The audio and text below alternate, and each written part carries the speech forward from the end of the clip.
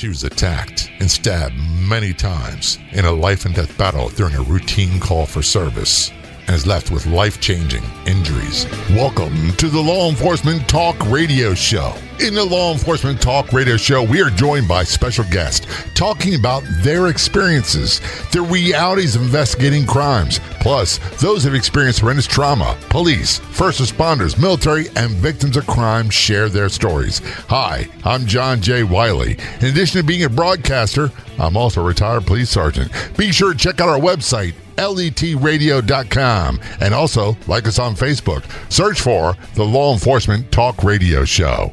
I want to tell you about a product, actually a line of products, that have changed my life dramatically. Health products. I know many of you, like me, are skeptical about claims made for these nutritional supplements. However, these products have made a world of difference for me.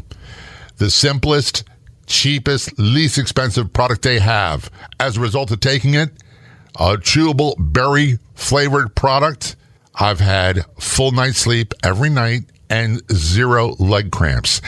I know, doesn't seem like a lot, but getting good night's sleep and having a stable mood helps me quite a bit. You can get more details about Juice Plus products at letpops.com. That's letpops.com. And for those of you looking for a great business opportunity, check out letpops.com. Calling us from the Hartford, Connecticut area. Joining us on the phone, Jill Kidik. Jill, thanks so much for being a guest on the show. Thank you for having me. It's a pleasure. I've heard a lot about you. And I'll be honest, I want people to understand we're going to have a conversation about some very upsetting things. I don't want anyone to think this is easy for me. Even after years of police work and years of being retired and years now doing a Law Enforcement Today show, it's very upsetting when I have to have conversations with officers who were severely injured in the line of duty, and Jill's case certainly falls into that category. So if I stumble a little bit, that's because it gets emotional. And I do appreciate you just coming on the show to talk about this, Jill. It's very much appreciated. Yeah, absolutely. My wife, Stephanie, is from Avon, Connecticut. She just returned from a trip there to see family members. I know the area where Jill worked. It's a beautiful part of the United States. Some wonderful people there. I always say this. I don't know how people can afford to live in Connecticut. I'll just say that. Tax-wise. Sorry, it's a little overpriced. Housing-wise, everything else, it's craziness. And the winters, that's the other thing I couldn't do. Summertime, I could be up there all day. It'd be wonderful. We're going to talk about your career. You're currently a police officer in the Hartford, Connecticut Police Department, but you're on what we call medical leave from a line of duty injury and be going through retirement process. Is that a good way of explaining it? Yeah, that's pretty accurate. I'm home trying to recover. I tried to go back to work. It's just not really working. I have to. It's one of those situations you have to accept your new reality. Or as we said, the new normal. There's life before the incident, and there's life after the incident. And no matter how much we'd like, I've talked to combat veterans. I've talked to lots of law enforcement officers, firefighters, EMTs, first responders that have gone through really bad things, physically, mentally, emotionally, all the above. And they say, I stopped giving up the emotional effort of trying to go back to the way things were before because I can't do that. Correct. Yes. So your life changed dramatically. Before we go into the details of that, a brief overview, a bird's eye view of your law enforcement career, start to finish. Okay. Well, I've been on for 12 and a half years, and I've been in patrol my entire career. But most recently, I became a drug recognition expert, and I was very proud of myself getting into that. And I graduated from that class or got my certification 3 weeks before my incident. So I was truly at the peak of my career, nowhere to go but up. So for me to be in this situation now is a bit heartbreaking because now I can't go back to who I was, and I can't go do what I was really passionate about doing. Mm-hmm. I still love the job, but now it's time to move on a little bit earlier than what my retirement date was supposed to be. How old were you when you started in the police department? I was 22 years old. Okay, so I know it's a big no-no to ask women their age. So you did 12 years. And by the way, 12 years in law enforcement is a very long time. And that's when it's around 7-8 years on average that officers become very experienced and very, very good and proficient at what they do. And they start to become a valuable resource in the community for training the new officers, because that's how we learn. So when an officer's career is cut short in their prime or at the peak of their career, like you say yours was, it's a devastating loss to the agency, the individual officer, your family, and the community. Absolutely. And I think that one of the hardest things in my situation now is the emotional aspect of all of my coworkers informing me of what an asset I have become prior to this incident, and their efforts to try to keep me working within the police department, but all of us having to understand that some people get hurt and can't come back, and we all just have to recognize that and take care of each other. But you did try to come back. I did. For about 9 weeks, I tried to work half days. I got up to 5 hours a day, and I was not at all aware of the emotional stress, physical toll that it would take on me. I thought I was invincible, but I clearly was not, and it got to the point that even my coworkers that I saw every day were aware that it wasn't working, and we all were honest with each other and collectively decided that it was time for me to go back out and try to heal more and move on. I have to give you some admiration or applause for making that decision. I remember my own case when I was hurt in what seemed like a routine stolen auto case, but the guy who was an unarmed man wound up trying to shoot me with my service revolver. That's how long ago it was. While still in my hand, and the force of struggle, at first it felt like a sprained wrist, and then I wound up having more and more problems, and was out on medical leave, had multiple surgeries, tube fusions, steel plates and screws and everything else. Fortunately, he survived, I survived, but when my career was over, it was done. It was like I didn't even get to see them until we had a retirement ceremony later on down the road. Yeah, that's something I'm grateful that my doctors let me figure it out for myself. I do believe that neither one of the two doctors that are the ones that would clear me or not, I don't believe that they would have ever cleared me to go back, but they needed me to go figure that out for myself. And I'm very grateful for that opportunity, even though I was just going to the department and I was working inside and I wasn't in uniform.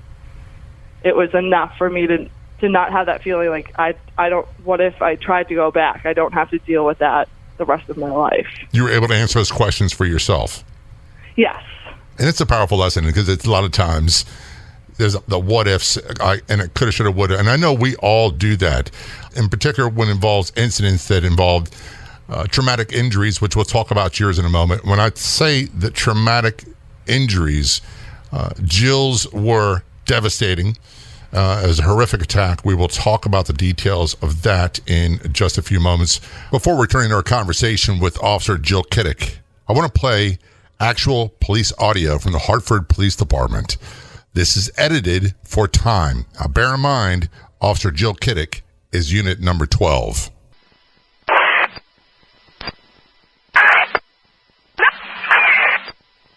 12. So you put that on hold. Start over to where 12 is, 5 Constitution Plaza in the lobby. 12, you all set? 11 and 12. All right, 10-0, guys. 5 Constitution Plaza, 9th floor. Sorry, 10-10. She's shooting. 10-10 en route. EMS, please. EMS en route. Anybody else coming? Bring a med bag. Bring a med bag. All right, guys, come and bring a med bag. We need boss the EMS here ASAP. We need you to alert Hartford Hospital. We got an officer stabbed in the throat. All right, have them meet us in the emergency room ASAP. We're gonna be escorting. Great, clear all the intersections. Hey, clear our road, clear the path all the way to Hartford Hospital right now ASAP. All right, they're leaving. Clear the intersections. Let's go. We're moving. Let's go. Get the ambulance moving right now. You got an escort with this ambulance to the hospital? Hartford. Let's go. Get the ambulance going. 358, Hartford Hospital's ready. That's edited portions of the actual police audio of the day, the incident where Officer Jill Kidik was severely injured. I did read online a little bit about your incident, and I thought I read in there that you were a newlywed just shortly before this attack occurred. Yeah, my husband now, I got Mother's Day off. Mother's Day was the Sunday before my incident, and he asked my dad if he could marry me. And it all of a sudden was like the shortest, happiest time of our lives. The 1-year anniversary of all of this happening in May, getting married and surviving death is going to be one big celebration for everybody. But life, you don't know what's going to happen. But I'm so grateful that if I had not made it, there was that moment that my father and my husband had together and my family as a memory. But now it's turned into, it's made everything that much better. We're going to take a short break. We are talking with Jill Kidik. We will be right back. There's only one official Facebook page for the show. Do a search on Facebook for the Law Enforcement Talk Radio Show and be sure to click like.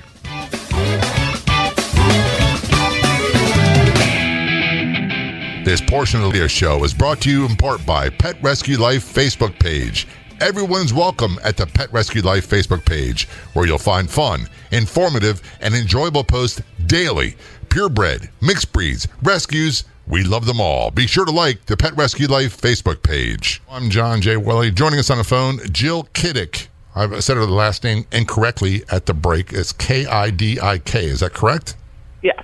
You know, in law enforcement, we wound up getting nicknames from the people we work with in the community. And I was called many different things. Most of them were good. I was called Bigfoot because I wear a size 13 shoe. I was called Squirt because I was a big guy. And there was a time I was called Deep Throat because of my voice. And you had a particular nickname that I thought was just wonderful. What was that? In the north end of Hartford, where I worked essentially for a decade, no one could say Kidik.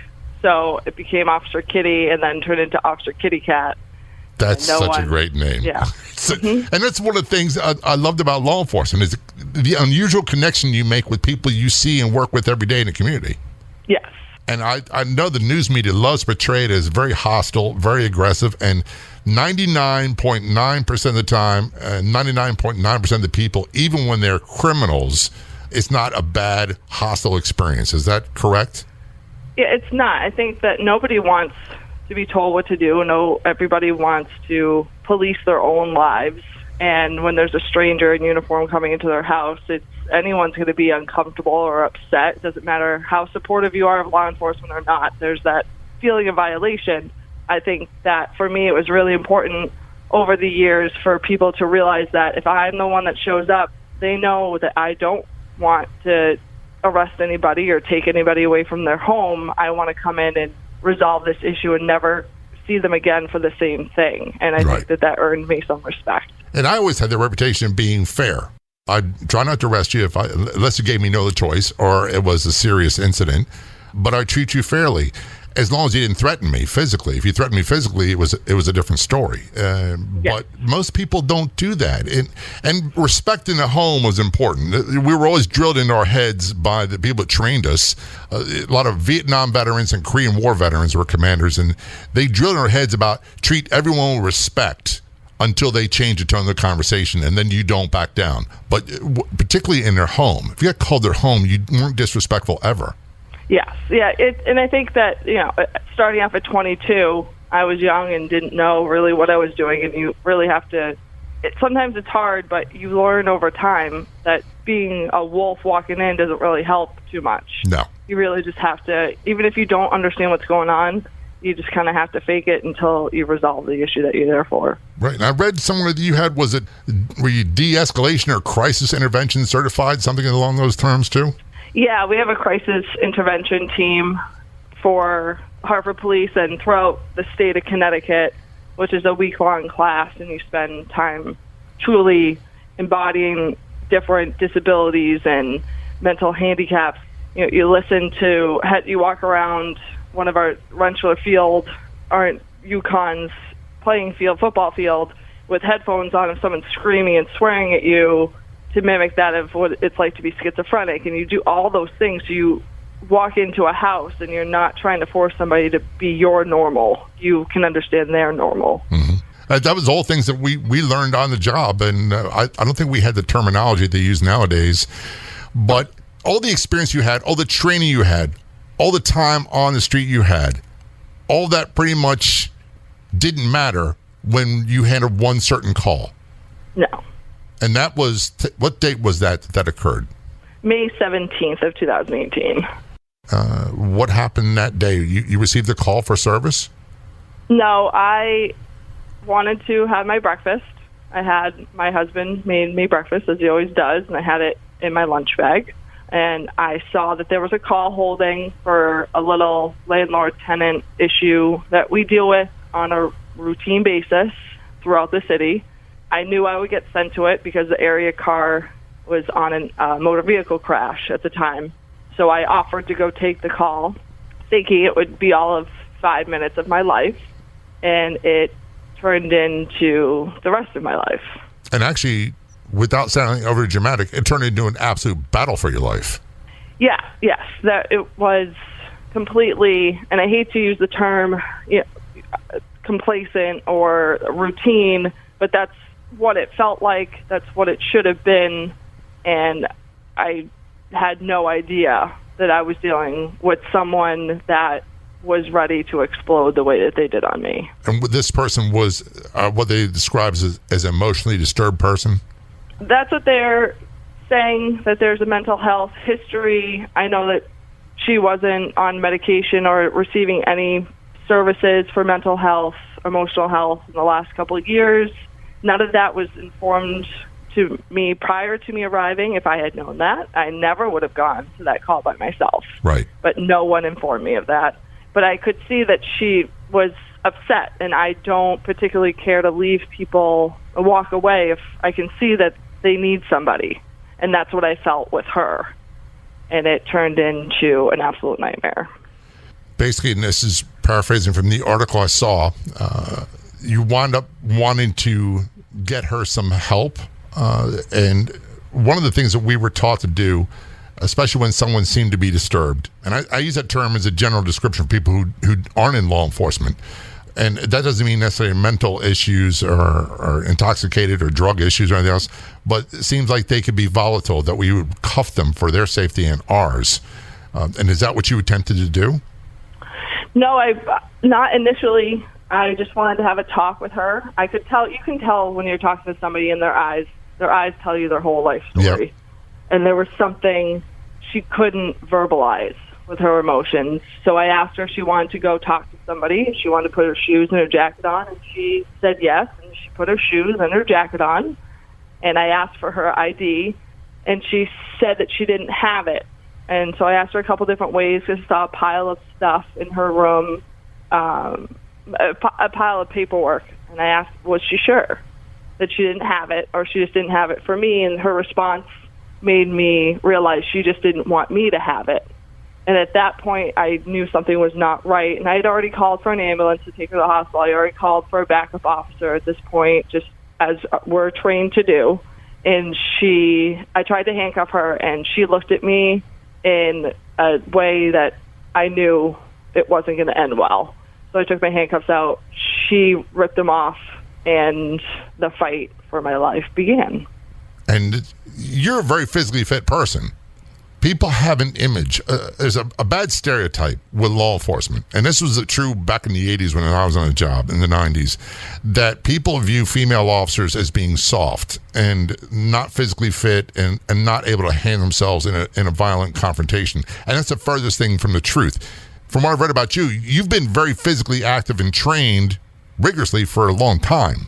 Yeah, after my first foot chase I had on the job and realized I was horrible at running in uniform with a belt on, I got even more into working out, realizing I couldn't keep up with everybody, because running and fighting for your life with all that gear on your waist and the Kevlar vest is a whole different ball game when your adrenaline's going. And I, for the last few years, have been into CrossFit and running, and I was proud of myself to be someone that most of the guys in the department would choose to have as their backup officer.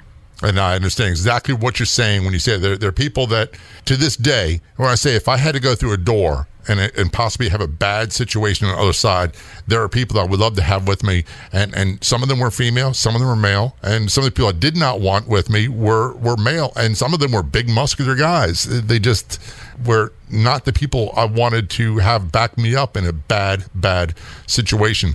We're getting close on time here. Before we get a break, I just want to let people know when we return, we're going to talk about the violent attack that left Jill with severe, life-changing injuries. When you read in the paper, you see in the news that officers' injuries are not life-threatening, does not mean that they are not life-changing. And hers certainly are life-changing. This is Law Enforcement Joe. We're going to take a short break. We'll be right back. Of all the radio stations in the United States, there are no other shows like the Law Enforcement Talk Radio Show. And on Facebook, there's only one official page. Do a search on Facebook for the Law Enforcement Talk Radio Show. And be sure to like the Law Enforcement Talk Radio Show Facebook page. Back to our conversation with Officer Jill Kidik on the show. Still a police officer going through medical leave, as we used to call it, and preparation for retirement from the Hartford, Connecticut Police Department. And before I go further, thank you for your service, for what you did for community, and for your fellow officers as well. Mm-hmm. I don't say that enough, and I've gotten better when people thanking me. Funny thing is, people thank me more now that I'm retired than I ever did when I was on the job. So I know we don't hear that as often as we should, and I need to get better at saying it. So we're going to go backtrack. You got a call basically for a tenant-landlord dispute. A woman there becomes uncooperative, and I'm paraphrasing, generalizing. And somewhere in this conversation, you realize, you look in her eyes, and you can tell something's not right. And you pulled out your handcuffs. What happened next? She had tore out with her nails my tear duct of my left eye, and we began fighting on the ground, and she had grabbed me by my hair. And it's a funny feeling. I wish I had had a knife in my pocket, and I didn't have one that day, and I just wanted to cut my hair off. I needed to get away from her. It was an overwhelming feeling to run away from her, and she had dragged me by the bun of my hair to the kitchen, and it's a studio. You're always taught, stay out of the kitchen, stay out of the kitchen. Absolutely. Knives galore in the kitchen. That's a bad spot. Knives, pots, pans, skillets, all those things are weapons. Correct, but her door was in the kitchen, so that was the only way in and out. And she had, while holding me, had gone through a drawer, and spatulas came out, this, that, and then all of a sudden a knife, like a butcher knife of sorts. And I thought, I don't understand why is this happening? She let go at that point, and I ran for the door, and I fell to the ground. I couldn't remember why, and she had taken a skillet of sorts and bashed me over the head and knocked me unconscious to keep me from leaving. And at that point, I had gotten stabbed in the back of my throat, my shoulder, and I was able to click the mic on my radio enough that my sergeant knew something was wrong and he immediately told people to head there. I think it took 2 seconds for him to figure out that I wasn't okay. And at that point, I finally got up and ran in the hallway and fell over some Poland Spring bottles that she had piled up outside her door. And then she climbed on top of me and continued to stab me in my hands, my arms, and straight through my trachea. And I, the whole time, just thought my mom was going to be really mad. This is not what I wanted to have happen today. I still have someone to go home to. I haven't had a child yet. All these things go through your head, and then suddenly she was lifted off of me, and it was by 2 maintenance guys, and they essentially saved my life. I, for one, thank them very much for doing that. It's amazing how often people will assist officers in trouble. They've done it for me. I do it for others when I see it inside the road, and those people probably saved your life. Oh, yes, absolutely. If they hadn't come, I don't know. I don't want to know what would happen. I'm grateful I don't have to know. How many times were you stabbed? I was stabbed, 1, 2, 3, 4, 5, 6 to 7 times. I can't stomach that. I'll be honest with you. There's something I learned a long time ago, and I don't know why, and I've told other people this. I'd rather face down someone in a gunfight than be attacked by someone with a knife, especially someone who's proficient at it. And they don't have to be trained, but someone who's crazy with a knife is as dangerous as someone who's a well-versed, well-trained, experienced knife fighter. And that thought just frightens me. Yeah, it's a creepy feeling because it's very personal. It's different than a gunfight in that you really have, you can shoot a gun and that bullet does the job in somebody's head. That's shooting, but a knife, your hand is doing the job. So to be that close and intimate with someone that's truly trying to kill you, it is a very surreal experience. Did a point come in your mind where you realize that this person is trying to kill me? I knew that, it's funny because I knew I was being stabbed. I knew I was dying. I knew I was bleeding out, but I was just so mad that I'm OCD and my day has to go the way I want it to. And I just was stuck in I have to get to the hospital and get taken care of so I can go on with my day. It was I can't explain it. I explained it to other people that, you're in denial or whatever. Whatever I had to be in, my brain protected me. And that probably helped you survive. And by the way, maybe that's a Connecticut thing because that sounds just like my wife. She's very OCD and she's got to be in control of everything. And in some ways, I am too. And I revert back to a specific incident where I got retired, that unarmed man. And I remember there was a flip of a switch, and it's hard to describe. It wasn't really like a cognizant thought because there's not enough time to really develop deep thoughts. But something came to my mind that this guy is trying to kill me, and that my mind was, I'm going to die, but it's not going to be tonight. It's not going to be because of you. Correct. And I was going to do exactly. I thought you're not doing this to me today because I'm not done yet. And the fight, and you know what was replaced by? And you said really something very important. It was, I guess the word I can best describe it as a primordial or primitive or a deep down genetic anger and rage that came out of me that I couldn't and still can't explain. Yes. Yeah. It's that fight that you keep fighting. And I think if I had to, as a rationally minded person now, I think, how did I get through that? But it's all mental. And it's, again, yes, my physical, the way I ate, the way I worked out, but it's also who you are mentally and emotionally. And I believe that's where, I know you've heard this, every police training I've ever been in from day one in the academy, yearly in service, they always stress to us, no matter how bad the situation, if you are losing, if you are in a fight with a person who's an MMA fighter and they are just giving it to you, you cannot give up. You cannot mentally give up. You got to stay in a fight. Absolutely. And there's times where I'm out for a run for 3 miles and I think I can't do this. But then, I survived much worse. Yeah, you've been through it. You can get through anything. So you were stabbed multiple times and basically you were in and out of consciousness, but somehow you managed to click the mic that you needed help. Yes. And were you fully conscious or were you in and out of it at that point? I remember, there's a lot of things I don't remember seeing at some point because I had lost so much blood and the trauma to my head. And that, again, was almost like a godsend. If I wasn't religious, I became religious for all the things that my body protected me from feeling and seeing. But I blacked out once it stopped. And once I knew that one of the cadets from the police department and one of my classmates had arrived, then I let go. And I don't remember the elevator ride down. I don't remember half of the ambulance ride. There's just little things. I remember hearing a nurse's voice that I remember and thought, thank God I'm at Hartford Hospital. And I can only imagine the relief kind of set in. You go from all of a sudden being a routine call for service, a typical landlord-tenant dispute, to a life or death battle where someone's trying to kill you, to being literally at death's door. Now you're being transported to the hospital and the outcome of your life is in someone else's hands. Yeah, that's a crazy feeling that you don't have. I don't like that I don't have control over what's happening to my body. So to give that up to somebody else to fix me, even though you can't have any control, is mentally exhausting. But that connection that we as officers have with our medical staff was a huge relief for me.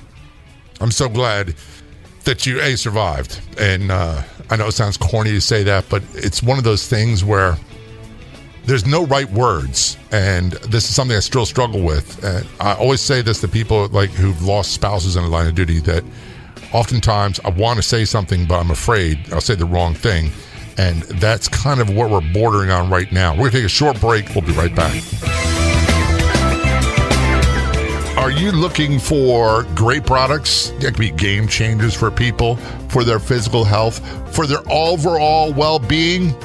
Go to letpops.com. That's letpops.com. I take these products. They make a world of difference for me. Better energy. I sleep better every night. Full night sleep every night. 0 leg cramps and more. Many people will tell you about the wonderful things that these products do for them.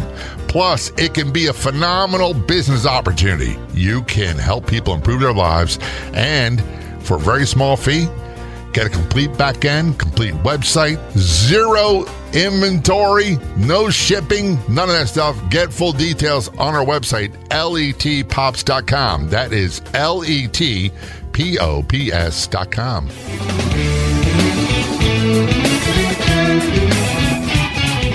Back to the show. I'm joined by special guest Jill Kidik, Hartford, Connecticut Police Officer. Jill, thanks for joining us on Law Enforcement Today's show.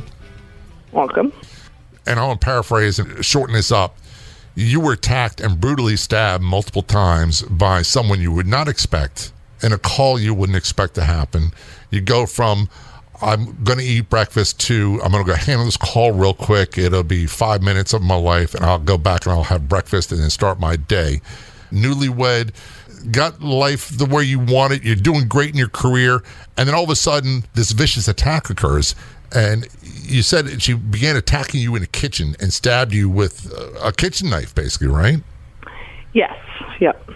Not some highfalutin, fancy fighting knives of people that seem to go, that's a threat because it looks threatening. No, this is a kitchen carving knife, basically. Yeah, that you can get at any local store. And she stabbed you in the back of the neck and the shoulders, the hand, and the most serious life-threatening injury, in addition to loss of blood, was the one involving your neck and throat, correct? Yes, yeah. She stabbed me through the back of the neck on the right side, and then she split my trachea in half. Slit your trachea in half, basically slit your throat. Yes, yeah. And I'm no doctor, but quite often what happens is people wind up bleeding to death and drowning from the blood entering their lungs. Absolutely. It took me weeks to get to cough all the blood out of my lungs. I can't even begin to imagine how. I've seen these. I remember calls for service on Thanksgiving. We get there and the man, his throat is wide open because he got cut, and they had a family fight over who's going to lead the family prayers at Thanksgiving dinner. Mm-hmm. And it's like they're drinking, whatever it might be, and next thing you know, someone's on the verge of dying, and it's just so horrific to look at this. I can't imagine, your backup officers, what they went through. And it wasn't just one or two. I mean, they're essentially the entire patrol and traffic divisions responded, because we all know what it sounds like when individual officers call for help. It's just someone that sounds more excited than they are, and you understand their personality, but I don't call for help or scream on the radio. So when that came over, everyone showed up and saw it. And when they got there, did they wait for the ambulance crew, or did they immediately throw you in a squad car and start moving towards the hospital? No, they all showed up. The ambulance had already been there because I had already called them before the fight had even started. And I think the ambulance crew was the most shocked, as they were expecting just to transport her to get some help with the social worker, and then I come out of the building. Can we describe what your state was? Were you walking, or were you like in a gurney, or people carrying you? Well, I was walking, and I remember someone lifting my feet, and I thought, thank God, like I can't walk anymore. Apparently that was not my reaction. I started kicking and trying to yell because the blood was going down to my lungs and I was drowning. Oh, so they had you in the wrong direction. Yeah, so then they put me back down, and then I got into the ambulance, and I remember at one point throwing blood, or I thought I coughed blood, but I guess I was throwing it everywhere because they kept trying to lay me down, and my coworker said, no, she has to sit up because, again, I started to drown on my blood again. It's so hard to hear the details of this. And, I've never met you. I've only seen a photo. I've seen photos of you in uniform before the incident, and you look like, I'm not saying this as an insult, but you look like every other police officer I've ever known. Someone out there doing a good job. And then I see photos of you afterwards, and every photo I've seen, you're wearing a bandana or a scarf around your neck. Is that because of the scars? Yeah, so I have to wear like the fishing neck guards you would get at REI or whatever store, because the scars go all the way across my throat and up behind my ear. And I had to there's many pictures of me with that on because I still had a trach in. I no longer have a trach in my throat, but I had to block the sun from touching my scars because you can't let them have any burning or sun shine on them for at least a year to let it heal properly. How would you describe your physical condition now, or what would the doctors say? Oh, well, I think from day one I was getting yelled at by the at-home nurses for carrying the laundry up the stairs. I'm not going to stop. She was very angry, but people have learned I got to keep going. So I can work out. I can't do CrossFit. I don't know that I'll ever be able to do CrossFit again, just because of the injury to the right side of my throat is essentially paralyzed. And I have difficulty swallowing, breathing, and eating is an issue. But I would say that I physically am in the best shape I can be. I'll never be like I was before, right. And that kind of me off. But I can't complain. I can go out and go for a run at a slower pace, but I can still go out and do it. And I can lift weights. I just have to be a little bit slower, a little more careful. And how would you describe your mental and emotional state afterwards? I think that I am now, as police officers, especially as a female officer who's in a city, you have to shut your emotions off. Mm-hmm. And I think I did that for almost 13 years. And now I have to be okay with the fact that I have emotions, and I sometimes will just cry or I'll just be mad. But at the same time, I'm still strong. It doesn't bother me to be in the courtroom with the woman that stabbed me. She's in cuffs and everything's good, but I want to make sure that the right things happen with her. And I think that's the only thing that caused me frustration is the rights that she has, and that I'm still at home struggling and I can't go back to my job. But I have all this support, and I still have my life, and I can still use my arms and my legs, and I can still talk.